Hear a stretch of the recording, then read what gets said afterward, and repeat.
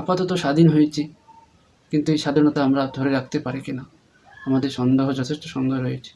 বিসমিল্লাহির রহমানির রহিম। আসসালামু আলাইকুম। সুপ্রিয় দর্শক, আওয়ামী লীগকে কেন ক্ষমা করা উচিত?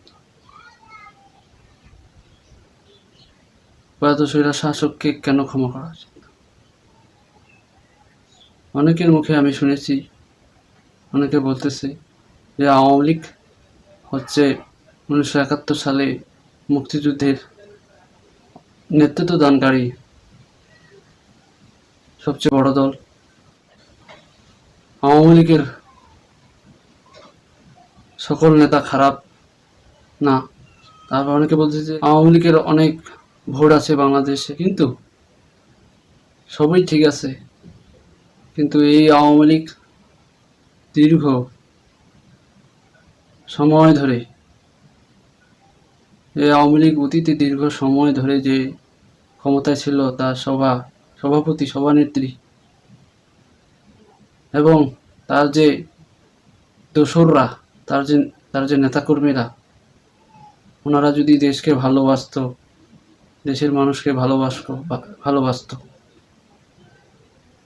তাহলে ওনারা যদি নৈতিক রাজনীতি করত, তাহলে ওনারা দীর্ঘ সময় ধরে এই দেশের যে গণতন্ত্র, সেটাকে ধ্বংস করত না। দীর্ঘ সময় ধরে যে বিরোধী দলগুলোর উপর জুলুম নির্যাতন, তাদেরকে ধ্বংস করা, এটা করতো না। এবং সবচেয়ে বড় যেটা খারাপ লাগে সেটা হলো, ওনারা সব কিছুই করেছে, সব কিছু মেনে নিলাম, যেটা রাজনীতির একটা চাল, ঠিক আছে, কিন্তু ওনারা দীর্ঘ সময় ধরে আমাদের দেশের যে সম্পদ, এই সম্পদকে কিভাবে লুণ্ঠন করে, কিভাবে লুটপাট করে উন্নয়ন নামক প্রকল্পের মাধ্যমে এই আমাদের যে ঘাম ঝরানো টাকা, আমাদের যে মেহনত করে কষ্ট করা টাকাগুলো ওনারা কিভাবে লুট করে এবং দেশের অর্থনীতিকে একেবারে ধ্বংস করে দেয়। দেশটাকে একেবারে ধ্বংস করে দিয়ে মানুষের নাভিশ্বাস্য মানুষ এবং আমরা যারা সাধারণ মানুষ, আমরা যখন কথা বলতে যাই, স্বাধীনভাবে কথা বলতে পারি না। আমরা যখন আমাদের বিচার নিয়ে যাই, সেখানে সেই বিচারটা আমরা পাই না। সেই প্রয়াত স্বৈরশাসক, তার দোসররা সাধারণ মানুষকেও পর্যন্ত ছাড় দেয় নাই। সাধারণ মানুষের কাছ থেকে বিভিন্নভাবে সাধারণ মানুষের অর্থ, সাধারণ মানুষকে বিভিন্নভাবে হয়রানি করে, যার প্রমাণ আপনারা ঢাকাতেই দেখেছেন। এই দীর্ঘ গণহত্যায় ছাত্রদের পাশাপাশি সাধারণ মানুষরাও ছিল, তাদেরকে কিভাবে গণহত্যা করলো। কাজেই এই প্রয়াত সরকার শুধু বিরোধী দলের পর ক্ষোভ ছিল দমন করে নাই, সাধারণ মানুষকে দমন করেছে।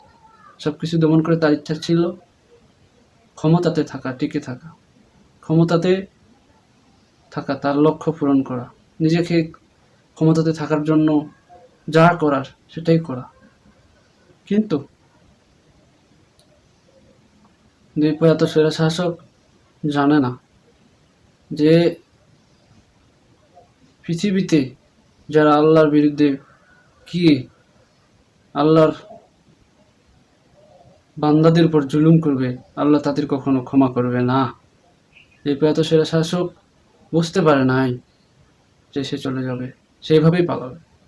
আল্লাহ যারা পৃথিবীতে আল্লাহর বান্দাদের উপর জুলুম নির্যাতন করবে, প্রকৃতির উপর জুলুম নির্যাতন করবে,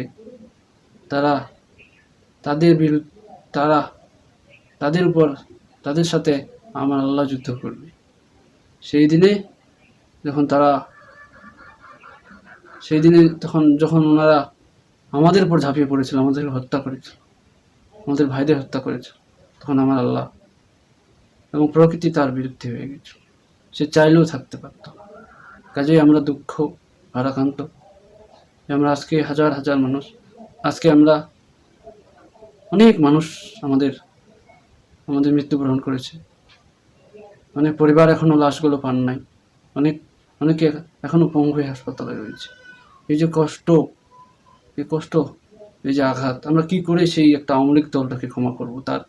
তার যে তার যে ভালো মানুষ আছে, সে যে মুক্তিযুদ্ধে অবদান রেখেছিল, তার তো প্রমাণ নেই। সবচেয়ে সবচেয়ে কষ্টের জায়গা যে তাকে যে সাপোর্ট করতো, আওয়ামী লীগ নামক দলটাকে যারা সাহায্য করত, এরা আমাদের ভাই ছিল। আপনারা দেখেন এই আওয়ামী লীগ নামক দলটাকে এই গণহত্যার জন্য এবং গণতন্ত্র ধ্বংসের জন্য কারা সাহায্য করেছিল? একেবারে কিছু সুবিধাভোগী, প্রশাসন থেকে শুরু করে, বিচার বিভাগ থেকে শুরু করে, শিক্ষা প্রতিষ্ঠানের শিক্ষক থেকে শুরু করে, তার তৃণমূলের থেকে নেতাকর্মীরা শুরু করে সবাই এই প্রয়াত স্বৈরাচার শাসককে সাহায্য করে তারা সুযোগ সুবিধা নিয়েছে, তারা অনেক সুযোগ সুবিধা পেয়েছে। কাজেই আমাদের দেশে আমরা মনে হয় স্বাধীন হতে পারিনি বা পারবো কি না। কাজে আমরা আপাতত স্বাধীন হয়েছি, কিন্তু এই স্বাধীনতা আমরা ধরে রাখতে পারি কিনা আমাদের সন্দেহ, যথেষ্ট সন্দেহ রয়েছে। কারণ চারদিকে যেভাবে আমাদের দেশে তেল মারার মানুষ তৈরি হয়েছে, আমাদের দেশে সুবিধাভোগী মানুষ তৈরি হয়েছে, যতক্ষণ পর্যন্ত আমরা নিজেরাই সচেতন না হই, আমরা বিভিন্ন দপ্তরে থেকে, বিভিন্ন জায়গায় থেকে আমরা নাই সচেতন না হই, বিভিন্ন জায়গায় থেকে যদি আমরা একজন স্বৈরাচার শাসককে ক্ষমতায় থাকার জন্য, সুবিধা নেওয়ার জন্য আমরা দেশের মানুষকে ভুলে যাই, দেশের মানুষের উপর গণহত্যা করি, তাহলে তাহলে আমাদের এই স্বাধীনতা, আমাদের এই রক্ত জানি না কীভাবে সফল হবে। তবে আমাদের আশা যে বাংলাদেশে আরও অনেক মানুষ আছে যারা এখনও দেশকে ভালোবাসে, যেই ভালোবাসার জন্য আমরা আজকে জীবন দিয়েছি, ভবিষ্যতেও জীবন দেব এই দেশের জন্য।